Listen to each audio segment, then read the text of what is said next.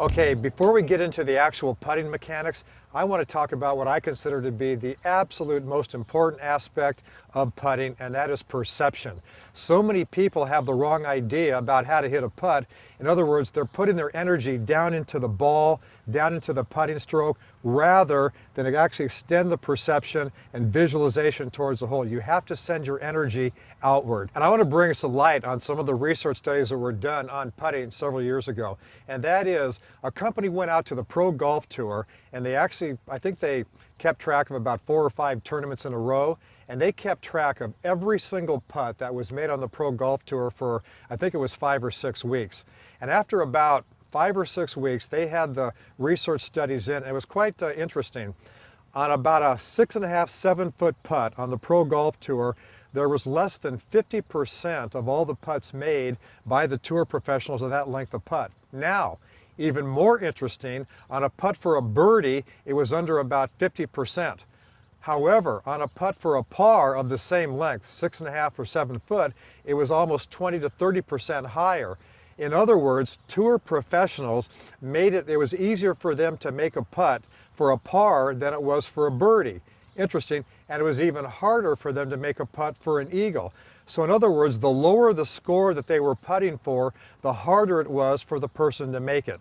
So it seems to me that the perception there the pros had was pretty much in their minds. Now, another research study was done, and they interviewed some of the greatest putters of all time. And that included Ben Crenshaw, Billy Casper, George Archer, Bob Charles, and a few others. And then they interviewed some of the poorer putters for the Pro Tour who didn't putt so well, and that was Orville Moody and Gabe Brewer, Johnny Miller towards the end of his career, and a few others. They asked both groups what was the #1 thing in putting that they were thinking about. And it was funny, to a person, the great putters were thinking out there. For example, Billy Casper used to actually walk up to the hole, look into the bottom of the hole, walk back, and then go into his routine and then make his putting stroke. Very interesting. And a reporter one time asked Mr. Casper what he was doing up there, looking for grain or rough terrain around the cup or what have you.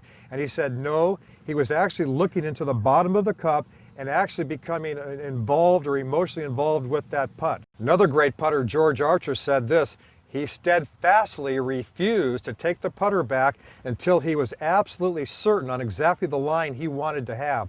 And what he would do was get his line, focus on it, take his right arm and push it right down that line. Ben Crenshaw said he actually visualized the peak and the apex of the line and just rolled it down there. In other words, the great putters were actually visualizing the hole, sending their energy out towards the cup.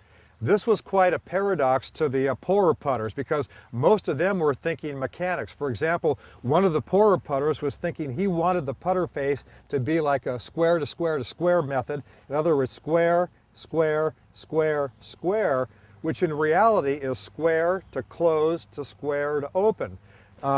Some guys wanted the putter to be like a door. They wanted to be square, open, close it, and then close it on the way ad infinitum. The poorer putters were consumed about putting their energy into the mechanics of the stroke rather than visualizing the hole out there. And the bottom line to all this, and every single putting lesson or golf short game school I give, I bring these stats up there because you've got to actually visualize the hole and feel it.